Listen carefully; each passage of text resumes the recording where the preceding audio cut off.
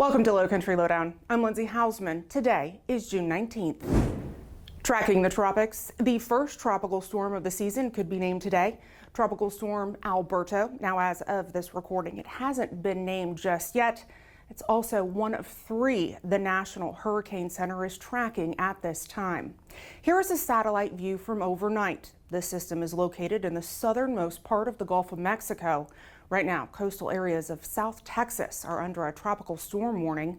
Another area the National Hurricane Center is monitoring is one that our local meteorologists are as well. It's a weak area of low pressure northeast of the Bahamas. Right now, forecasters say there is a low chance of tropical development. However, it could bring rain and thunderstorms to our area Friday. Remember, now is the time to prepare, not when a storm is looming. We've got a lot of great information in our Storm Center online at bcso.net. Everything from this year's hurricane guide to preparedness resources, evacuation information, and more. You know that saying, when thunder roars, go indoors? Seriously, make sure you do that. It could save your life. All thunderstorms share a dangerous threat. Lightning. It's unpredictable and can strike up to 10 or 15 miles away from the storm. According to the National Weather Service, lightning claims the lives of about 25 people each year.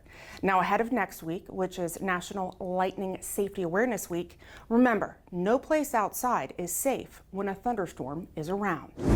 24-year-old Vincent Perkins is in custody for attempted murder and possession of a weapon during the commission of a violent crime. The charges are in connection to a shooting not long after midnight on June 10th in Beaufort. Deputies were called to Mammy Grant Road for a report of shots fired. And once there, they learned Perkins had shot at a woman who was in her car pulling up to the home. 72-year-old Donald King is in custody on 8 counts of sexual exploitation of a minor, second degree. Investigators with our agency, as well as the South Carolina Attorney General's office, assigned to the Internet Crimes Against Children Task Force, began looking into King after getting a cyber tip line report from the National Center for Missing and Exploited Children. King distributed files of child sexual abuse material. At the time of his arrest on Friday, he was out on bond from a prior arrest on related charges in 2023. The Attorney General's office will prosecute this case. A multi-agency investigation into human trafficking leads to 3 arrests. Alban Bryan, Guy Talley III, and William Yeomans were arrested last Tuesday. Their charges are there on your screen. Our agency was just one of many who worked with the South Carolina Law Enforcement Division on this active and ongoing investigation. Anyone with information related to this investigation or these individuals is asked to contact SLED by calling 803-896-7400. You can also email tips@sled.sc.gov. The cause of the structure fire that shut down Trask Parkway in Beaufort for much of Monday morning remains under investigation. Crews got the call about the vacant building on fire there on Trask Parkway near Poppy Hill Road at about 3:30 in the morning. It took several hours to extinguish. Crews with the Burton Fire District say it was vacant at the time of the fire. The investigation into a suspicious fire on Saturday continues.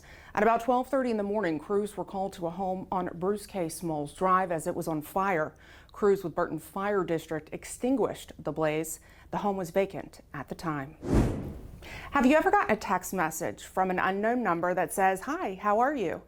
It's odd, but seems harmless. You may respond to see who it is, or maybe tell them they have the wrong number. Thing is, it's best to ignore these types of text messages. Scammers are using this tactic as a conversation starter. Here's how it goes. You reply, and the scammer on the other end of the text may apologize, but they'll find a way to keep the conversation going. Once they have your trust, they might offer advice on investing or cryptocurrency. They may even claim to teach you the secrets of making big money in crypto markets, for a fee, of course. It's all a scam, and they just want to steal your money. And even if you reply to the text and don't engage in conversation, the response confirms they reached a working number. So avoid responding to numbers you don't know. Delete the messages or report them as junk on your phone. Of course, you can always report scams to us by calling our non-emergency dispatch line. That number is 524 2777. We have traffic alerts to share. Construction continues on Laurel Bay Road at Highway 21 in Beaufort. It's expected to continue through the end of the year. This work is being done from 6 in the morning until 8 at night, Monday through Saturday. The work will prompt temporary lane closures. Of course, please be mindful when traveling through that area. And also, work continues in the overnight hours there at the interchange at 170 and 278. We also ask that you use caution when traveling through that area.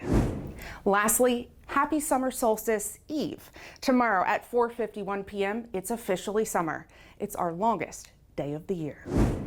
If you have something that you'd like to know more about or see covered here on Lowcountry Lowdown, please reach out, send me an email. That's lindsay.hausman@bcgov.net. As always, I encourage you to follow us on all of our digital and social media platforms. It's a great way to stay up to date, in the know, and engaged with us. Thank you for watching this week's episode. We'll see you next week. Stay safe.